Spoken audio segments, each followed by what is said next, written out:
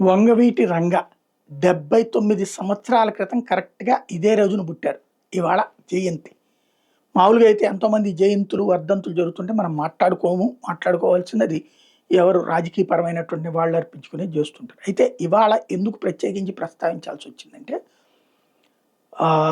ఆయన కుటుంబం ఎక్కడుంది ఇప్పుడు?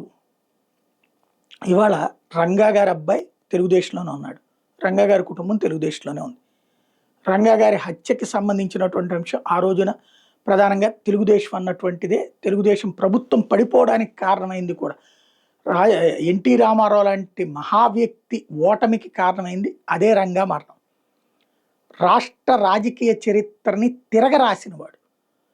ఆ నాయకులు ఎక్కడో హైదరాబాదుల్లోనో చెన్నైలలోనో పుట్టడం కాదు, విజయవాడ లాంటి నా రాష్ట్రపు నడిబొడ్డును కూడా పుట్టగలుగుతారు, దేశం మొత్తం చెప్పుకునేలాగా ఉంటారు అన్నటువంటి దానికి నిరూపణ చేసింది. ఎందుకంటే ఆ రోజున రంగా మరణం అప్పుడు బీబీసీ కూడా వార్తలు కవర్ చేసింది.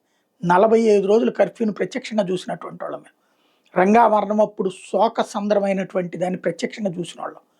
ఇవాళ రంగా జయంతి అయితే జరుగుతోంది, కానీ ప్రభుత్వపు కార్యక్రమాలు అటు కాంగ్రెస్ పార్టీ ఓన్ చేసుకోదు, ఇటు తెలుగుదేశం పార్టీ ఓన్ చేసుకోదు. ఇప్పుడు సామాజిక వర్గాలతో మాకు సంబంధం లేదంటోంది కాబట్టి జనసేన కూడా ఓన్ చేసుకోదు. ఇప్పుడు మిగతా నాయకులకు సంబంధించి ఏదైనా ఓన్ చేసుకునేటప్పుడు అక్కడ నాయకుడు నివాళులు అర్పిస్తున్నారు, కానీ అక్కడేం కులం కోసం కాదు కదా. కాబట్టి అప్పుడు రంగాకి నివాళులు అర్పించవచ్చు కదా.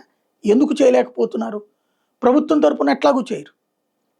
ఇటు కాంగ్రెస్ పార్టీ నాయకుడు ఆయన చనిపోయే వరకు కూడా కాంగ్రెస్ పార్టీ ఎంతవరకు చేస్తుంది? ఘనంగా ఏమైనా కార్యక్రమాలు చేస్తుందంటే లేదు.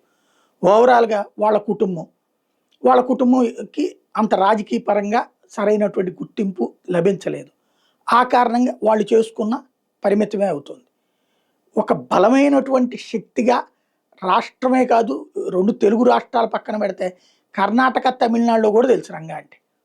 అలాంటి మహావ్యక్తికి భవిష్యత్తుకి సంబంధించినటువంటి సరైనటువంటి తోడ్పాటు లేకపోవడం, వాళ్ళ కుటుంబానికి సరైన అండ లేకపోవడం అన్నటువంటిది ఒక ఆవేదన కలిగించే అంశం. రేపో మాపో ఈ గవర్నర్ కోట ఎమ్మెల్సీ సీట్లు అయ్యో ఖాళీ అవుతున్నాయట నెలాఖరికి వచ్చినారు.